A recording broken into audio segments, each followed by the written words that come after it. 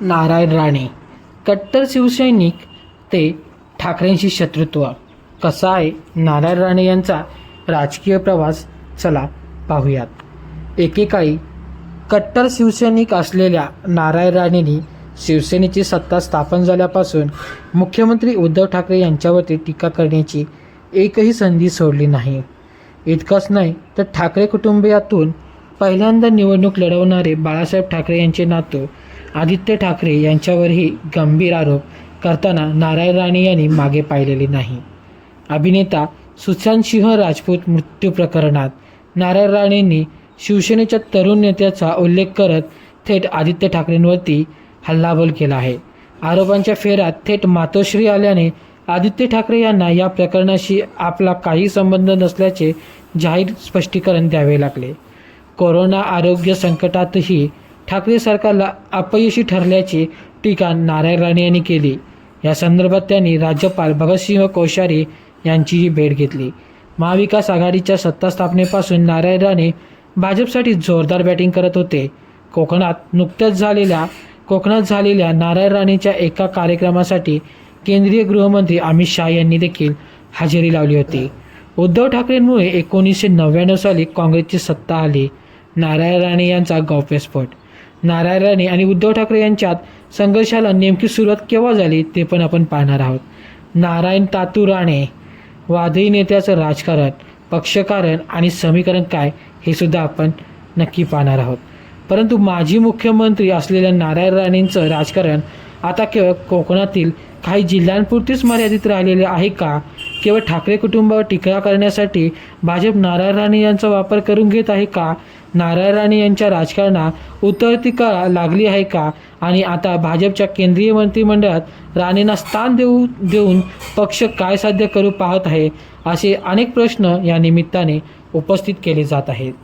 कट्टर शिवसैनिक ते ठाकरेंशी शत्रुत्व. नारायण तातू राणे यांचा जन्म 20 एप्रिल 1952 रोजी कोकणात झाला.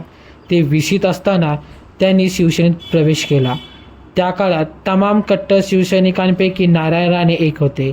शिवसेना प्रमुख बाळासाहेब ठाकरे यांच्या अत्यंत मर्जीतले नेते म्हणून नारायण राणे ओळखले जायचे.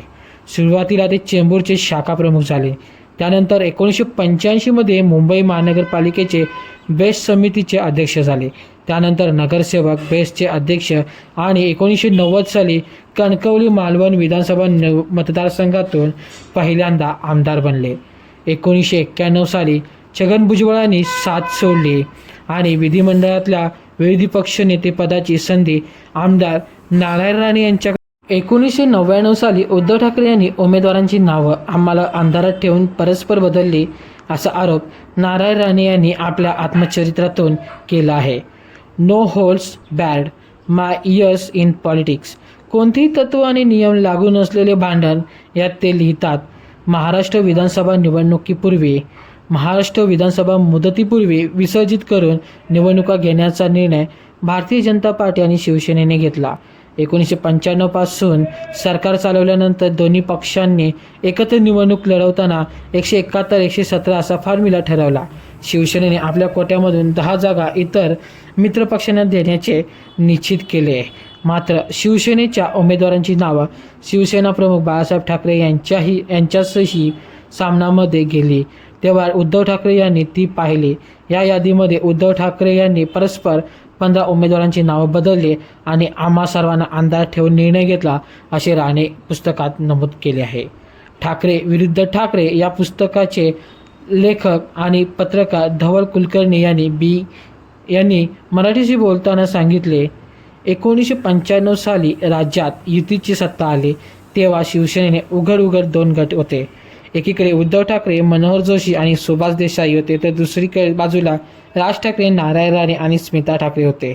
2002 साली राष्ट्रवादीचे कार्यकर्ते सत्यविजय भिसे यांची हत्या करण्यात आली. कणकवलीपासून 15 किलो. मात्र त्यावेळेस शिवसेनेचा कोणताही नेता हा कणकवलीमध्ये आला नाही आणि राणेंच्या बाजूने ठामपणे उभा राहिला नाही. या प्रसंगापासून राणे शिवसेनेपासून दुरावण्याचा वेग वाढला असं धवल कुलकर्णी यांनी म्हटलं आहे.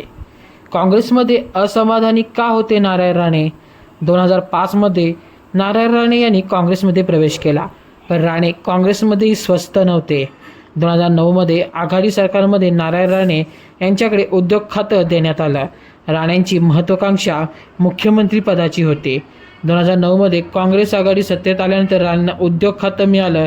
याच दरम्यान सोनिया गांधी, अहमद पटेल, अशोक चव्हाण, पृथ्वीराज चव्हाण यांच्यावर टीका करून राणेंनी हायकमांडची नाराजी ओढावून घेतली.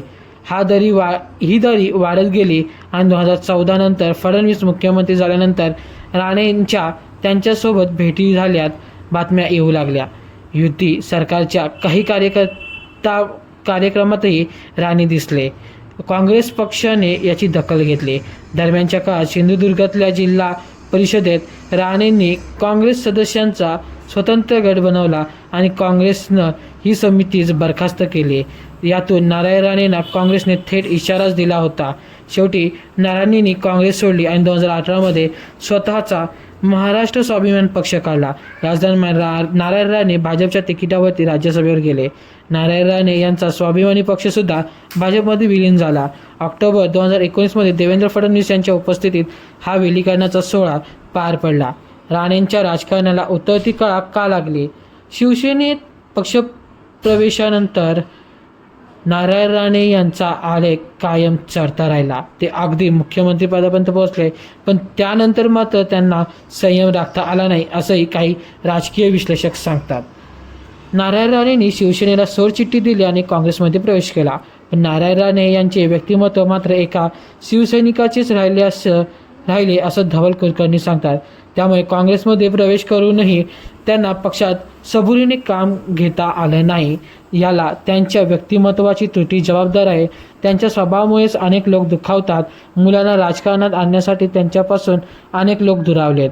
संयम आणि दुय्यम भूमिका या दोन्ही गोष्टी नारायण राणेंना सांभाळता आल्या नाहीत आणि म्हणूनच क्षमता, पात्रता असूनही त्यांना पदे मिळाली नाहीत, असे राजकीय विश्लेषकांचे म्हणणे आहे. राजकीय विश्लेषक अभय देशपांडे यांनी बोलताना सांगितले की 2004मध्ये सत्ता गेल्यानंतर नारायण राणेंकडून जेवढा संयम बाळगणं अपेक्षित होतं तेवढा तो दिसून आला नाही. 1999 पासून त्यांनी मुख्यमंत्रीपदासाठी प्रयत्न केले. त्यासाठी त्यांनी शिवसेनेला रामराम करत ते काँग्रेसला वाशीही झाले, पण तरीही काँग्रेसमध्ये त्यांनी अस्वस्थता वाढली. कारण काँग्रेसमध्ये निष्ठा फार महत्त्वाची असते. श्रद्धा आणि सबुरी नसेल तर काँग्रेसमध्ये काहीच मिळत नाही, असं काँग्रेसचे जुने नेते सांगतात. पण नारायण राणे यांच्यात संयम नसणे हे त्यांना भोवलं, तसंच त्यांना दुय्यम भूमिकाही कधी मान्य नव्हती. याचाही फटका त्यांना बसला. काँग्रेसमध्ये मुख्यमंत्री पदासाठी त्यांनी जेवढी घाई केली आणि दबाव टाकण्याचा प्रयत्न केला तेवढे ते पक्षाला नकोसे झाले होते. नारायण राणे कोकणातील एक प्रमुख नेते मानले जातात, पण कोकणातील ज्येष्ठ पत्रकार सतीश कामत सांगतात नारायण राणे हे कधीही संबंध कोकणाचे नेते होते. 8 पैकी 4 तालुक्यात त्यांचे वर्चस्व आहे, पण म्हणता येईल